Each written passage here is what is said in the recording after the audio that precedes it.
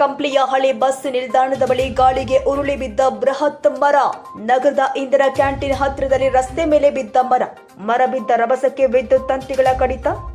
ಸುದ್ದಿ ತಿಳಿದ ಜೆಸ್ಕಾಂ ವಿದ್ಯುತ್ ಸಂಪರ್ಕವನ್ನ ಸ್ಥಗಿತಗೊಳಿಸಿದೆ. ಮರ ಬಿದ್ದ ಹಿನ್ನೆಲೆ ವಾಹನ ಸಂಚಾರ ಕೂಡ ಸ್ಥಗಿತ. ಕಾಂಪೌಂಡ್ ಹೊಡೆದು ರಸ್ತೆಗೆ ಅಡ್ಡಲಾಗಿ ಬಿದ್ದಿದ್ದು ಜೆಸ್ಕಾಂ ಹಾಗೂ ಪುರಸಭೆಯವರು ಮರ ತೆರವುಗೊಳಿಸುವ ಕಾರ್ಯ ಮುಂದುವರೆದಿದೆ.